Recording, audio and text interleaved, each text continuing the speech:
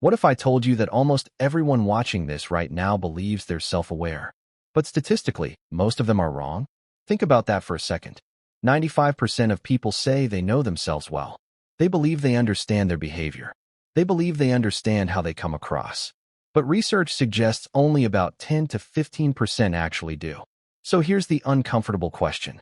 Are you in the aware minority or the confident majority? Because the truth is, the biggest blind spot you'll ever have is the one you don't know exists. Maybe you've wondered why certain arguments keep repeating, why feedback feels frustrating, why some relationships slowly drift, why opportunities stall even when you're working hard. What if the common thread isn't luck, timing, or other people?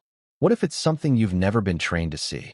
In this video, we're going to break down the hidden signs of low self-awareness, the behaviors most people don't realize they're doing, the psychological reasons behind them, and how developing this one skill can quietly change your career, your relationships, and your confidence. And here's the twist. The people who most need this information are usually the ones least likely to think it applies to them. So as you watch, don't think about someone else. Think about you.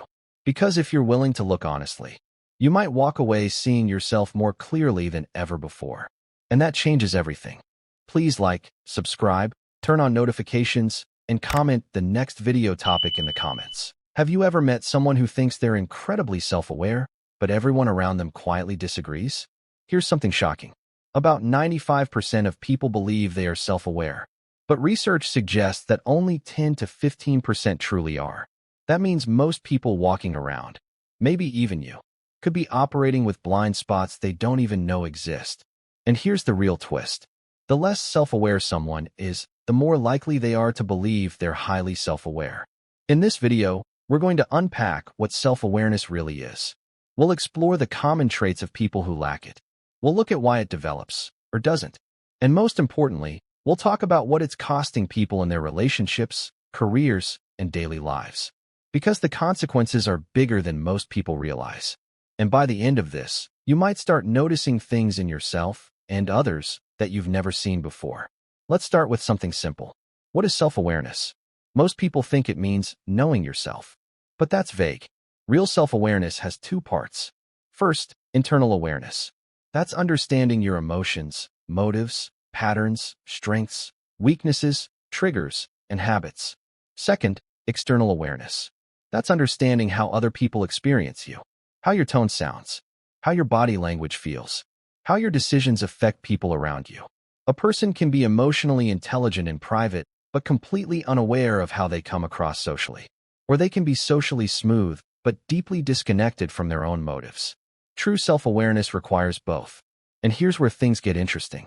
Most people judge themselves by their intentions, but other people judge us by our impact. That gap between intention and impact is where self-awareness lives. And that gap is where many people get into trouble. Now let's talk about how low self-awareness actually shows up. Because it rarely announces itself. It hides behind confidence. It hides behind intelligence. Sometimes it even hides behind charm. But there are patterns. And once you see them, you can't unsee them. First trait, defensiveness. Low self-awareness often shows up the moment someone receives feedback. Even mild feedback. Even neutral feedback. Instead of pausing and considering the information, they react as if they've been attacked. They interrupt. They justify. They explain why the situation wasn't their fault. They may say things like, "That's not what I meant. You're misunderstanding me. You're being too sensitive." Notice something? The focus immediately shifts away from reflection and toward protection. Protection of image. Protection of ego. Protection of identity. Now here's the key question. Why would someone react defensively to feedback unless part of them feels threatened? That threat usually comes from fragile self-concept. When someone's sense of self is unstable, even small criticism feels like danger. So instead of examining the feedback, they fight it. And over time, this pattern trains others to stop giving honest feedback altogether, which makes the person even less self-aware. It becomes a loop. Next trait, blaming others. When something goes wrong, low self-awareness often looks outward first. Bad luck, unfair boss, toxic coworkers, jealous friends, difficult partner. And to be clear, sometimes those things are real. But when blame becomes the default reaction, growth stops. Because growth requires ownership. Without ownership, patterns repeat. If someone believes every conflict is caused by other people, they never examine their own contribution. And here's the uncomfortable truth. In most recurring problems, we are at least partially involved. Self-aware people ask, what role did I play in this? Low self-awareness asks, who caused this to happen to me? See the difference? Now let's move to something more subtle. Monopolizing conversations. This one is sneaky. Some people dominate discussions without realizing it. They interrupt. They redirect conversations back to themselves. They turn someone else's story into their own bigger story. And they miss cues. The slight glance at a phone. The polite nod. The short responses. To them, the conversation feels engaging. To everyone else, it feels exhausting. Here's the key idea. Low self-awareness turns dialogue into performance. The goal shifts from connection to expression. Instead of asking, are we connecting? The focus becomes, am I being heard? And when someone treats every conversation like a stage, they slowly lose genuine closeness with others. Coming up next, we're going to talk about one of the most socially costly traits of low self-awareness, difficulty reading the room. And this one can quietly damage reputations without people even knowing why. But before we go there, pause for a second. Have you ever noticed yourself getting defensive? Or blaming quickly? Or talking longer than you meant to? That moment of noticing, that's awareness starting. And awareness is the first step toward change. In the next section, we'll dive into reading the room and why some people consistently miss emotional signals that everyone else can feel. Because once you understand that, you'll start seeing it everywhere. Let's talk about something that can quietly damage relationships, careers, and reputations. It's called reading the room. Most people think they can do it. But if only 10 to 15% of people are truly self-aware, that means many are walking into emotional situations completely miscalibrated. Imagine this. You're at a serious meeting. The tone is focused, slightly tense, and someone suddenly makes loud jokes about themselves. Or they begin telling a long personal story that doesn't fit the mood. The room shifts. People glance at each other. The energy changes. But the person speaking doesn't notice. They keep going. That is low external self-awareness in action. Reading the room is not mind reading. It's pattern recognition. It's noticing body language, facial expressions, energy shifts, tone, speed of speech, silence. People who struggle with this often default to their own emotional state. If they feel excited, they assume the room is excited. If they feel comfortable, they assume the room is comfortable. But social awareness requires adjusting to shared emotional reality, not just your internal one. Here's what makes this tricky. Many people who struggle to read the room aren't trying to be insensitive. They're just disconnected from external feedback. And over time, this creates consequences. They may be labeled as awkward, tone-deaf, insensitive, self-centered, even if that wasn't their intention. Remember earlier we said people judge you by your impact, not your intention? This is where that hits hardest. Now here's the deeper layer. Why do some people struggle to read the room?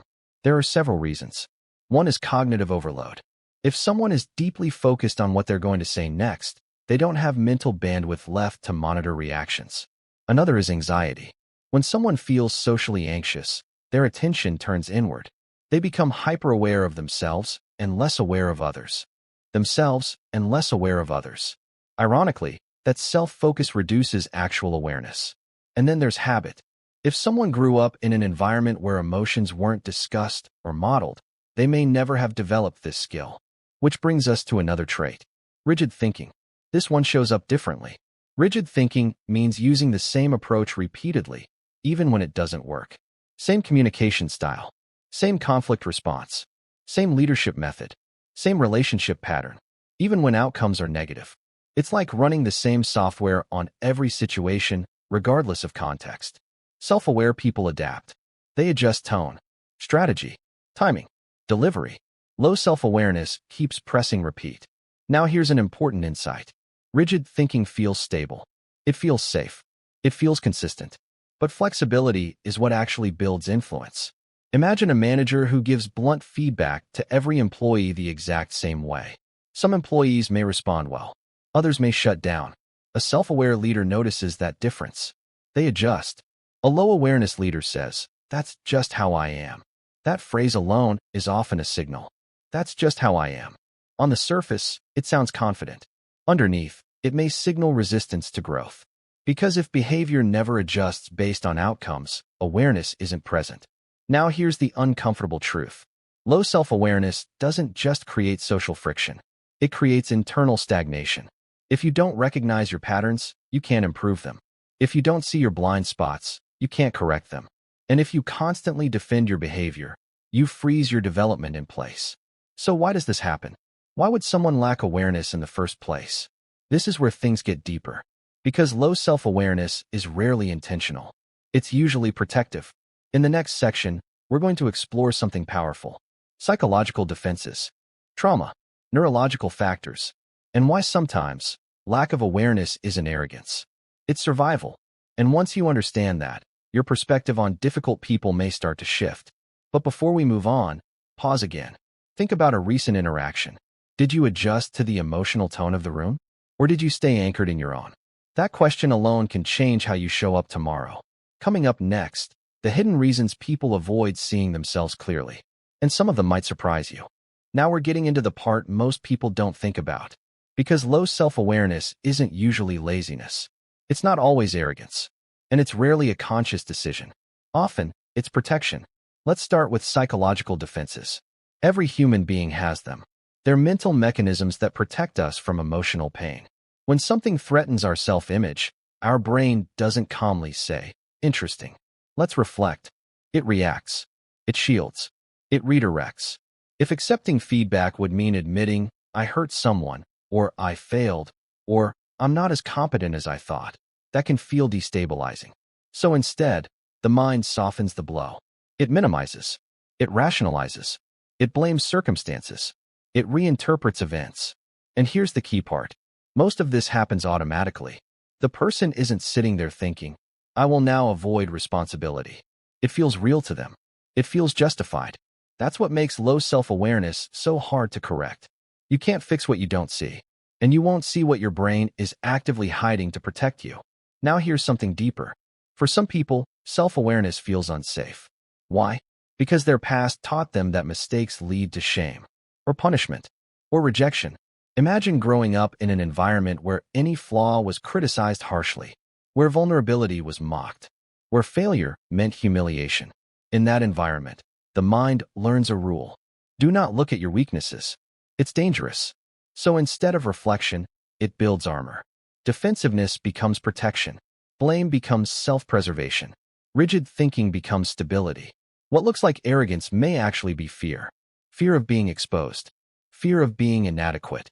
Fear of not being enough. Now, this doesn't excuse harmful behavior, but it explains it. An understanding explanation is powerful, because when you understand the root, you can respond differently. There's another factor most people never consider: trauma. Trauma doesn't just create emotional pain. It can fragment awareness. If someone experienced chaos, abuse, or unpredictability growing up, they may have learned to disconnect from their internal states. Sometimes dissociation becomes a coping strategy. Numbing becomes normal. And when you disconnect from your own emotions, you also weaken your ability to reflect on your behavior. Because reflection requires access to feelings. You can't analyze what you can't sense. Now let's talk about something more clinical. There are medical and neurological factors that can impair awareness. For example, certain neurological conditions affect insight. Some individuals literally struggle to recognize their own symptoms. Others may have attention regulation challenges. If someone has difficulty sustaining attention, they may miss social cues not because they don't care, but because their focus drifts. Certain personality patterns can also make introspection uncomfortable or distorted. Again, this doesn't mean someone is broken. It means awareness isn't equally easy for everyone. And here's an important point. Self-awareness is not automatic. It's a skill. And like any skill, it requires modeling and training. If a child grows up in a home where no one reflects, no one apologizes, no one says, "I overreacted," no one discusses emotions calmly, then where would that child learn awareness? If an environment values dominance over dialogue, performance over reflection, winning over understanding, then self-awareness may not be rewarded. It may even be discouraged. And what gets rewarded gets repeated. So if someone lacks awareness, it might not be because they chose ignorance. It might be because no one ever showed them how to look inward safely. Now here's where things get interesting. Even when people begin developing awareness, something uncomfortable happens. Their identity starts to shift, and that can feel destabilizing because awareness forces updates.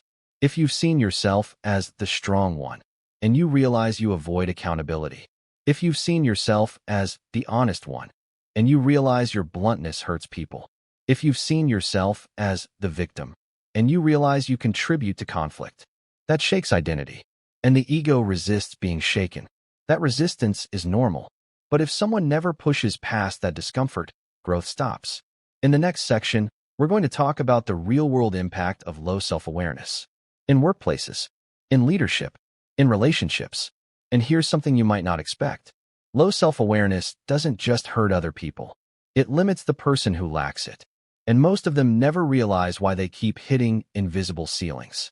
Before we move on, reflect on this. What would change in your life if you became 5% more aware? Just 5%. Would conversations shift? Would conflict decrease? Would opportunities open? Keep that in mind, because what comes next connects all of this to everyday life in a way that might surprise you. Now let's talk about consequences. Because low self-awareness isn't just a personality quirk. It has real-world impact. And often, the person who lacks it doesn't connect the dots. They just feel stuck, passed over, misunderstood, frustrated. Let's start with the workplace. Imagine two employees with similar skill levels. Same intelligence, same experience. But one of them can recognize when they're wrong. They adjust their communication style depending on who they're speaking to. They notice tension early and address it calmly. The other employee deflects feedback, interrupts in meetings, blames external factors when projects fall short. Which one do you think gets promoted? Skill matters, but awareness multiplies skill. In professional environments, coordination is everything. Teams rely on smooth communication. If someone constantly misreads tone, overreacts to feedback, or dominates discussions, it creates friction, and friction slows performance. Now here's something subtle. Low self-awareness doesn't always look loud. Sometimes it looks like quiet disengagement. Someone who doesn't realize their silence reads as indifference. Someone who doesn't recognize their short responses feel dismissive. Someone who doesn't see that their constant agreement hides unspoken resentment. Self-awareness isn't just about managing big conflicts. It's about calibrating small behaviors. And small behaviors compound over time. Now let's talk about leadership. Leaders with low self-awareness are often described as tone-deaf. They push initiatives without sensing team morale. They give feedback without recognizing emotional impact. They mistake compliance for alignment. And here's the danger. Power can reduce feedback. The higher someone rises, the less honest feedback they receive. People filter what they say. They soften criticism. They avoid confrontation. Which means a leader with low awareness becomes increasingly isolated from reality. They think everything is fine, but morale drops. Turnover increases. Performance declines. And they're the last to see it. Now shift to personal relationships. Low self-awareness creates repeating patterns. The same arguments. The same misunderstandings. The same breakdowns. If someone can't recognize how their tone escalates conflict, or how their withdrawal triggers insecurity, or how their defensiveness shuts down intimacy, then relationships become cycles. And when those cycles repeat across multiple partners or friendships, something important is being missed. But instead of reflection, low awareness often concludes, I just keep meeting the wrong people. That belief protects the ego, but it blocks growth. Here's a powerful question. If the same problem appears in multiple areas of your life, what's the common denominator? That question requires courage, because the answer might be uncomfortable. Now let's explore something even deeper. Low self-awareness can limit happiness, because if you don't understand your triggers, you can't manage them. If you don't understand your strengths, you can't leverage them. If you don't understand your weaknesses, you can't improve them. It's like trying to navigate without a map. You may move, you may work hard, but you drift. And drifting feels like effort without progress. That's why some people feel stuck for years. They're active, but not reflective. An activity without reflection often repeats instead of improves. Now here's the twist. Developing self-awareness can feel painful at first, because you start noticing your own patterns. You catch yourself interrupting. You catch yourself deflecting. You notice the moment defensiveness rises, and that awareness can sting. But that sting is growth. Because awareness creates choice. Without awareness, behavior is automatic. With awareness, behavior becomes intentional.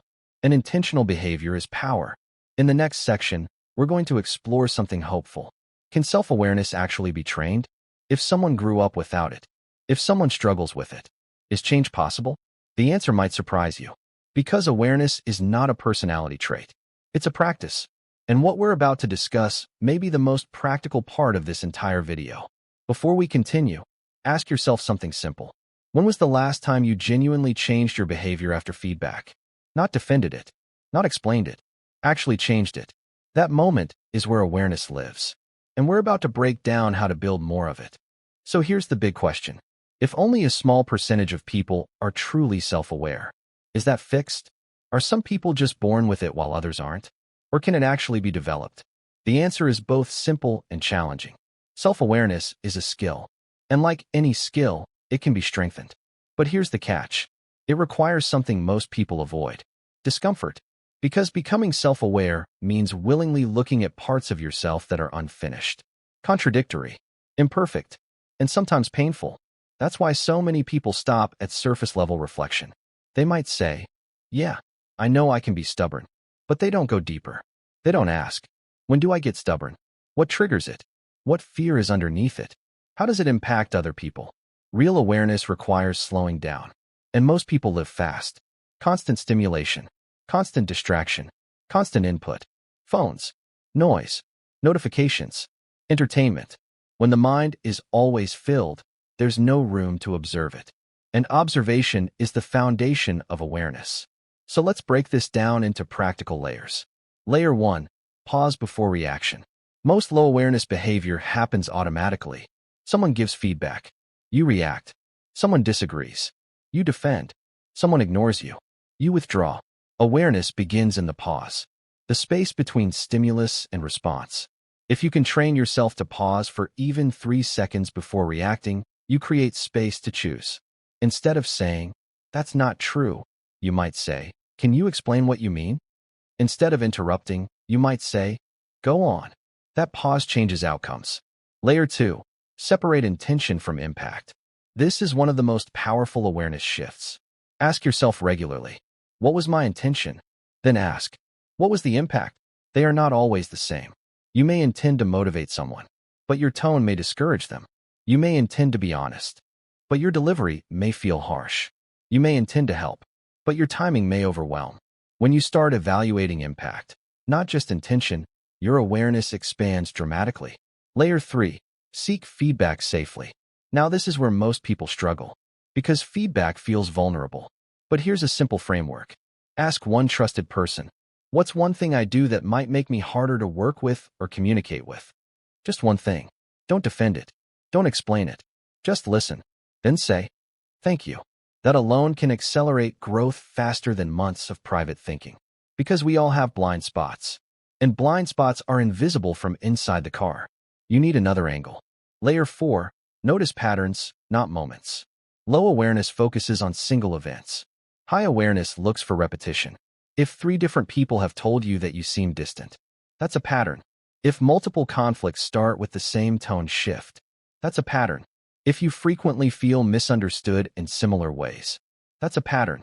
Patterns reveal identity habits, and identity habits shape outcomes. Now here's something important.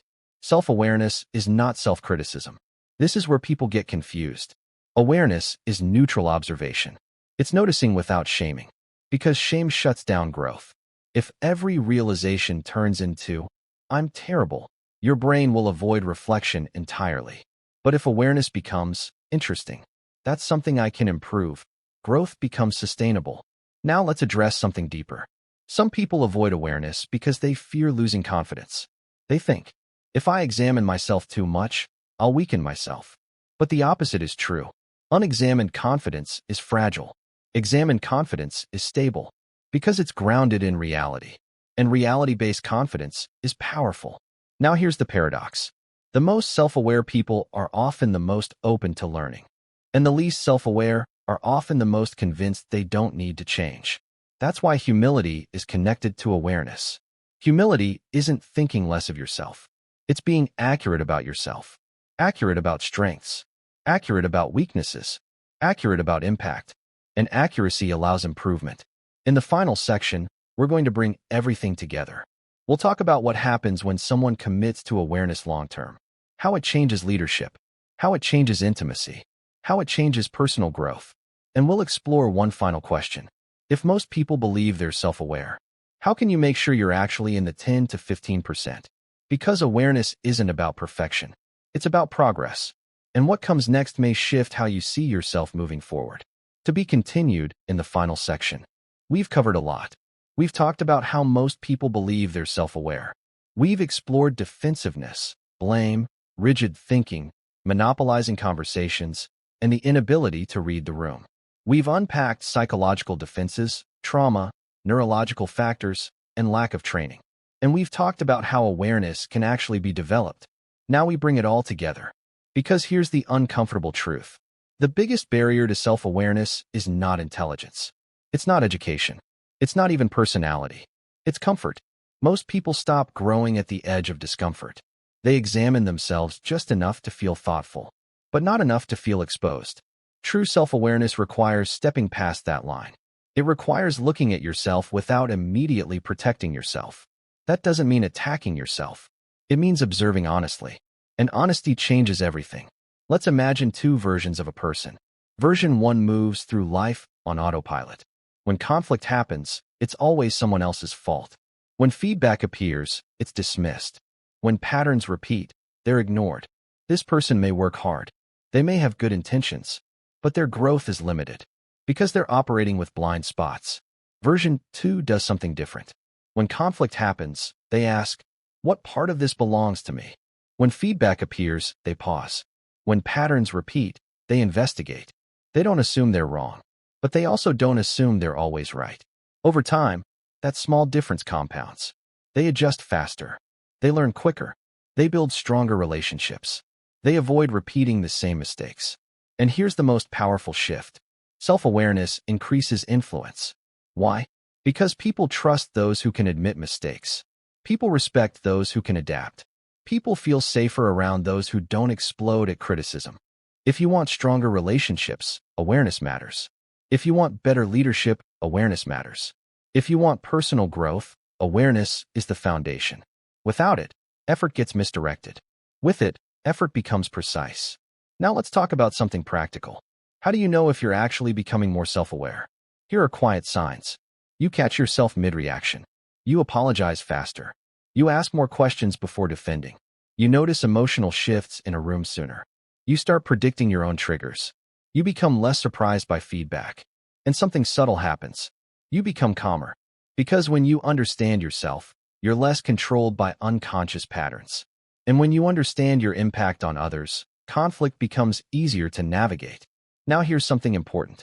Self-awareness is not about becoming hypercritical or overthinking everything. It's not about analyzing every word you say.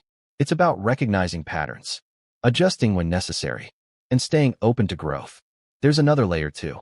As you grow in awareness, you may start noticing it in others. You'll see defensiveness more clearly. You'll notice when someone blames quickly. You'll observe who adapts and who repeats. And here's the challenge.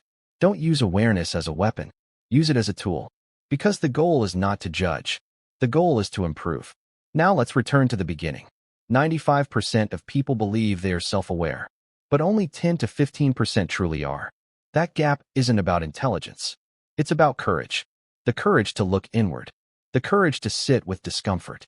The courage to update your self-image. Most people want to be right. Fewer want to be accurate. Accuracy requires reflection. And reflection requires humility. So here's the final question. If someone followed you for a week, observed your reactions, listened to how you handle feedback, watched how you respond to tension, would they describe you as self-aware or simply self-assured? There's a difference, and that difference shapes your future. Because self-awareness isn't a destination. It's a daily practice, a constant calibration, a willingness to adjust. And the people who practice it quietly gain something powerful. Clarity, better relationships, stronger leadership, deeper confidence. Not because they're perfect, but because they're honest. So here's the takeaway. If you want to be in the 10 to 15%, start small. Pause before reacting. Ask for one piece of feedback. Notice one recurring pattern. Adjust one behavior. Small awareness, repeated consistently, becomes transformation. And maybe the real question isn't, am I self-aware? Maybe the better question is, what might I be missing? Because the moment you ask that sincerely, you've already taken the first step into the minority. Don't forget to subscribe on your way out. See you next video.